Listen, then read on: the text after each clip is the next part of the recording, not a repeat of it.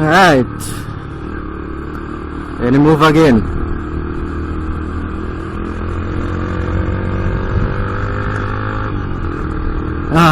Good weather today, thank God. I've been wanting to ride for the past week and a half, and the rain just keep falling every day. So much so that I was sitting down and trying to convince myself that, you know, if it's a bike and you want to ride, sometimes that means you have to get a little wet. It didn't really work out though. I still didn't manage to jump out. That weather was too bad. Anyway, heading down by David. I got to meet up with him. We're going down Talparo by some mechanic, some motorcycle mechanic, you know, down there.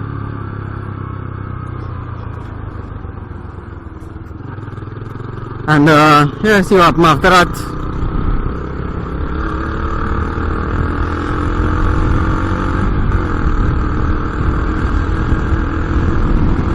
So far all I've seen is blue skies.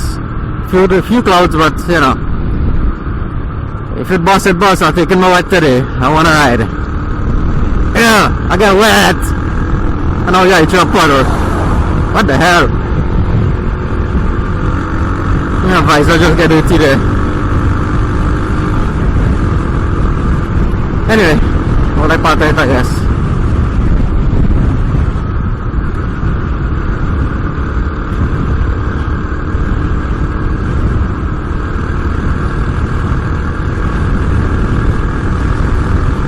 I'm now putting some new tires on this YVR. So this kind of recharge to see how it's working. I went up in size a lot with the tires. Originally the back tire was 90, 18. I put 120, 90, 18. So it's a lot wider. It should be a lot more stable on the road around corners and things. It does get the bike a much heavier feel though. The front tire was 2.75 by 18. I ended up putting the back tire in front there because it was a good back tire still. It was 90, 18. So the front fender couldn't fit. I had to remove it. I had to do a little work on the rod that stabilizes the back brakes. Just a few washes to make some space up. Just to give me room to accommodate that big back tire. But so far so good. The bike feeling a lot less twitchy on the road. I could live with this. Yeah, so today is kind of a trial run for these tires. We'll see how it goes.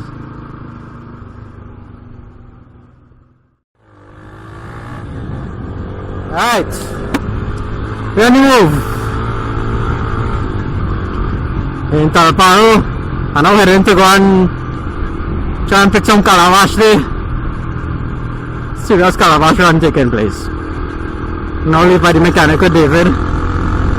He went up on a small sprocket on the 125. He's loving it. Pulling plenty better on top end. He's somewhere ahead of me. I stopped to turn on the camera, so I ain't too sure how far he went. Probably like 30 seconds ahead, if so much.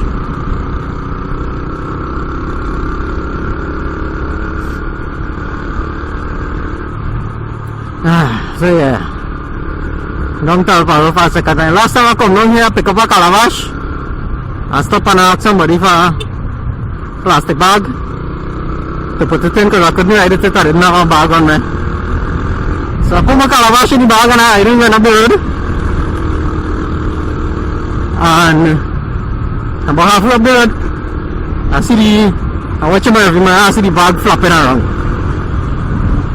When I stop and I check, it's because Calabash gone. Bottom of the bag was. That's all right, not at least I know we have a Calabash tree now.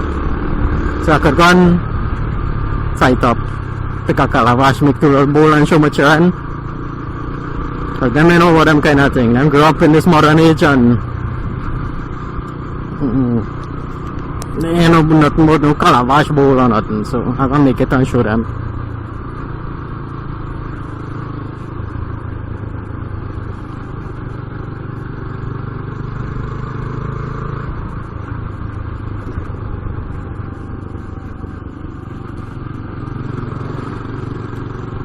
Well, that's David. We found him. Yeah? I will show you.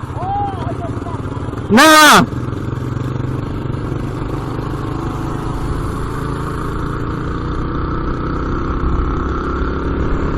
Yeah, David now waving with it us. He said, I thought we were going for Calabash. Yeah, we ain't reached 300 yet. I was telling him about it.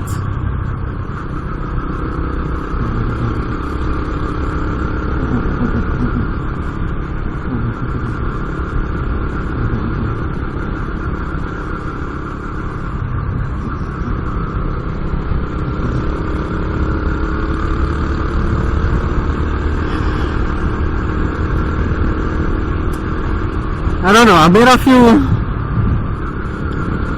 bike crashes in my day, and it sort of instilled a fear riding in me. Just the thought of riding, I was be terrified, I was be scared until I get on the bike, and when I get on the bike all that is just disappear. I don't know, I mean, made 2 crashes, yeah, 2 crash. But I made peace with the fact that it was in my young days and I was young and stupid. I didn't know to ride properly until them days. I consider myself still not being able to ride properly. But what I come to realize is I know plenty more than most men. And most people don't know how to ride is experience. You have to be on the road. You have to get that experience.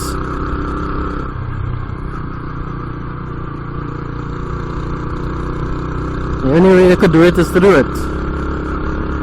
And once I'm on it, I just feel comfortable. I try to stay off the major roads with the set of vehicles because Trinidadian drivers just terrible. I don't know, like most of them get home from a bike man already, so there is sort of vengeance for bike man. Oh, there you are. I was looking for David in my mirror. Yeah, so most of these drivers on them, they may have you to take on as a biker, you know. Even the hospitals, I had a friend who crashed. A guy from Cooper. The guy I bought the first bike from actually. He crashed 3 years ago. And it wasn't a major thing. Small incident. So he went to the hospital. The hospital didn't even really check him, he said. Because he wasn't bleeding or he didn't have any cuts, no bruises really to speak of. So they sent him home. And this was Mount Hope Hospital. And by the time he reached home, he was coughing up blood. Went back up to, they took him back up to Mount Hope. He didn't even survive the drive back up there. Turns out he had internal bleeding, spleen rupture and lung or something, I don't know. Apparently the hospitals have this take on it that if you are a biker and you crash, they look for where you get. Even if there's a drunk man at you, like come to me last time. I was riding going on the correct side of the road and the left side of the road, you know, with 30 kilos. No kind of speed. And this drunk driver with a coconut van decided he's just going to pull and hit me head on. And it was scary. Thankfully I escaped without much damage. Some ankle pains and things and whatever, but considering what had taken place, it could have been much worse. After that I stopped riding for a couple of years. And then I decided to start back. But you know, I tell my mom had a lot of apprehension about it. She didn't know me riding at all. That's why she considered motorcycles as the devil. And I went and I buy the little bike that David riding there right now. It's a small little TTR 125. It's a very non-threatening bike, you know.